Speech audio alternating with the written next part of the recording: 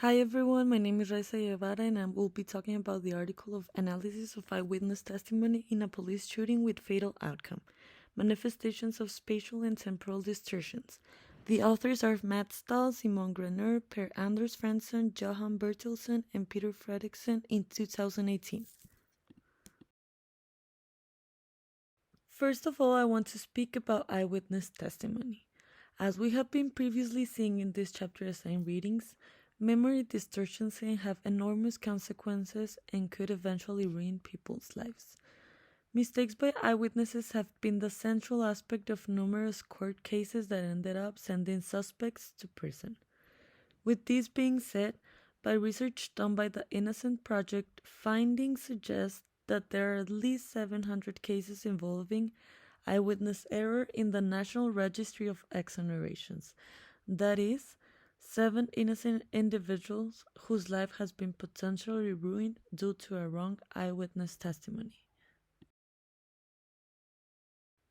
Past research suggests that with DNA testing, it has now been noted that thousands of innocent persons in the United States are being convicted of crimes every year, with eyewitnesses' error being at least partially responsible for half or more of all wrongful convictions. As of 2000, 52 cases of 62 wrongfully convicted cases contain a confident but mistaken eyewitness testimony. An important aspect to remember about memory recalling is situation-based. An individual witnessing a crime is under high stress levels, which could have a potential effect in recalling procedure. A study done suggests that individuals who had taken part in high-stress interrogations were significantly worse at subsequently identifying any of their interrogators, even when exposed to individuals for 30 minutes. These concluded with strong evidence that eyewitnesses who encounter heightened stress and personal threats while attempting to encode details of the event or the perpetrator are likely to be highly error-prone. Taking into account that individuals within this research were exposed for 30 minutes, and the real-life situation usually lasts around 5 to 10 seconds. The article I will be talking about today is a real-life case of a fatal police shooting incident in Sweden. The incident involved a police officer fatally shooting a man who refused to obey commands and was holding a knife. The study aimed to analyze any discrepancies between eyewitness testimonies and the filmed recordings. Eyewitness statements were compared to video recordings of the event. The research question is how accurately eyewitnesses can recall the sequence of events and details of a high-stress, rapidly evolving situation. The method to conduct this research included 9 civilian witnesses and 4 police officers who witnessed the event. The time frame for interviews conducted was within 3 days of the incident. The interviews were open-ended and allowed participants to freely recall observations. And the data analysis analyzed the eyewitness statements to identify discrepancies between the accounts provided by the witnesses and the actual events captured in video recordings of the incident.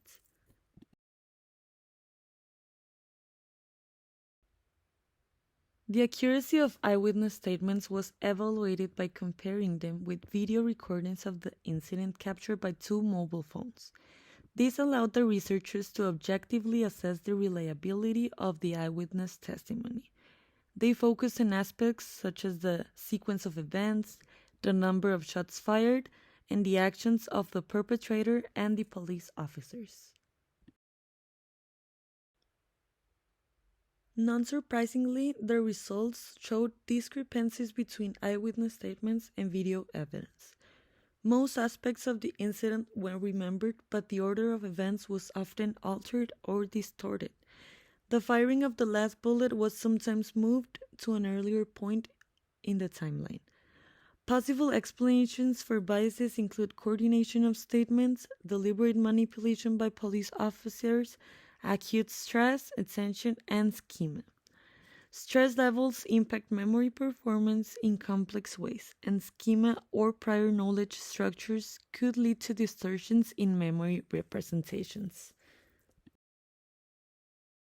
With this being said, 12 of 13 witnesses stated a similar version on some of the crucial parts of the progression of the incident, a level of witness agreement that most likely would lead the majority of courts to believe that the truth is established beyond reasonable doubt.